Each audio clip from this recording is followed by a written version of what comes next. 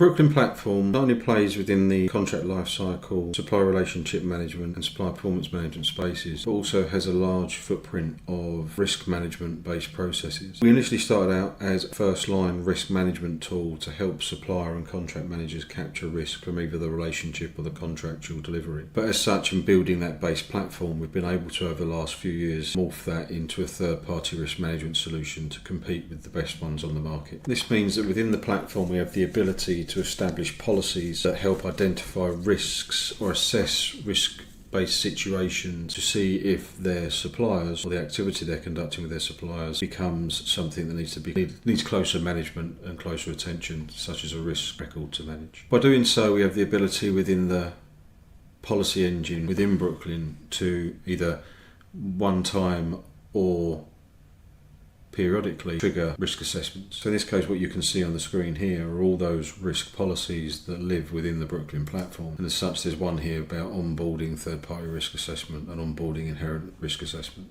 What this means within these individual policies is once a new organisation or third party is onboarded, these policies will trigger and issue surveys to the relevant contacts within those organisations, either internally for an inherent risk assessment or externally for a third party risk assessment. The policies have details, the events that they're going to trigger, the data trigger or frequency trigger conditions, some options and files if necessary to push through that. What you can see here is the details for an onboarding third party risk assessment. It's owned by the risk and compliance team. It's focused at third parties or organisations, and it's to conduct risk assessment against the supplier as they come on board. What you can see here for the automated policies is this is a view within a third party. It shows the policies that have been triggered against that.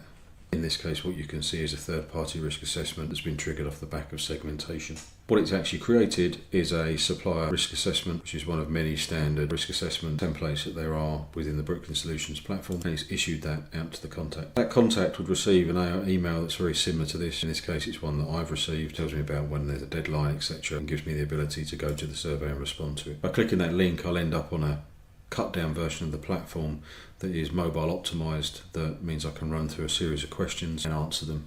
This one starting with enterprise security. Once those risk assessments are completed, they can come back and be viewed in the platform under the third-party risk management dashboard. And by interacting with any of these graphics here or the data, you can begin to get a picture, in this case, of how BitTech Solutions did and why did they score high risk against their assessment and essentially failed it. By clicking on it, you can see where the concerns were easily by this string of pearls visual. So you can see financial was the concern. If we go down to that financial question, it's a very basic example, but it gets the point across. Does your organisation have a set of published accounts for the last 3 years? Every organisation should. If not, there's something a bit untoward there. So they've answered no.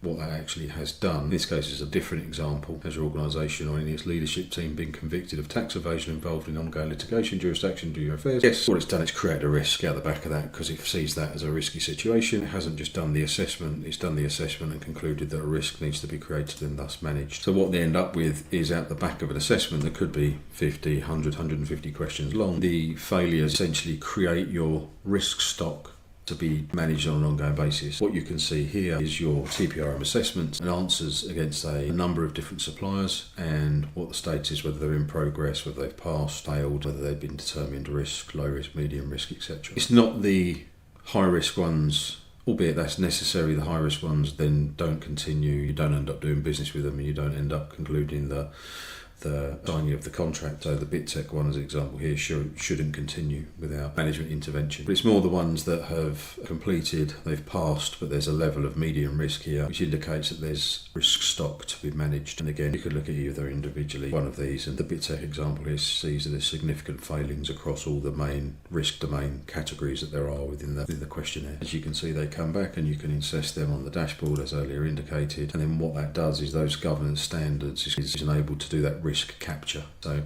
these are all the risk items that have come out of either interactions with the supplier, been manually raised by supply managers, contract managers, or have come from the assessment initially to be managed on an ongoing basis. Now, this is risk analytics of not the risk assessments, but the risks that have come out of those risk assessments that can be managed. And here you can see an inherent and residual rating, what's being managed, what isn't.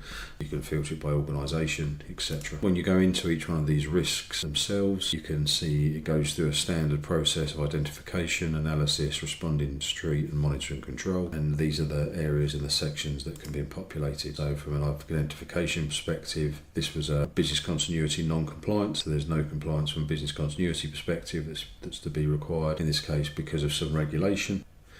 We go on to then monitor control that once you've been through all the analysis, etc. In which case it's suggested that there's some controls put in place, some leading and lagging controls. One, to be ensure that one test or more is taking place every 12 months, and to make sure there's no failures in resilience tests across a 12-month period. So the controls that have been added to this risk that come through from a metrics perspective, and we use our metrics engine, look for performance, and a demo that we did earlier, you can get from that 2 metrics that are now being reported on an annual basis that essentially go out and say, have you tested? Please show me evidence that you've tested in the last 12-month period. And then in that case, please show me that you've had no failures across the 12-month period. So it's like a leading and lagging indicator to control this risk, to ensure that the concerns that come out of the risk assessment don't crystallise any further. And you can see here in the metrics engine those XLA details here, and they've been reported on a periodic basis. We can also, with no code in configuration, build sort of advanced risk scoring profiles. We can then link the survey to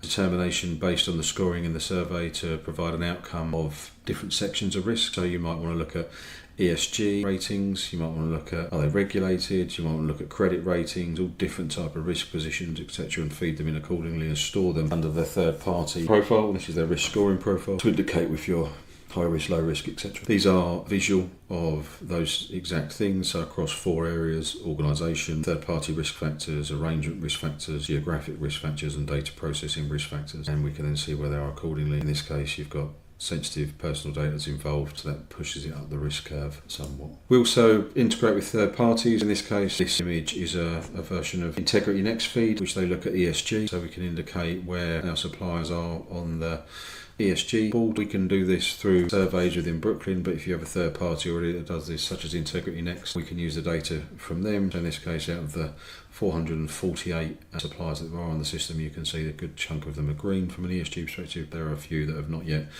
reported, some that have got amber statuses and some that have got red statuses that would indicate whether you want to continue doing business with organisations that have, based on your policy, that have a red status again.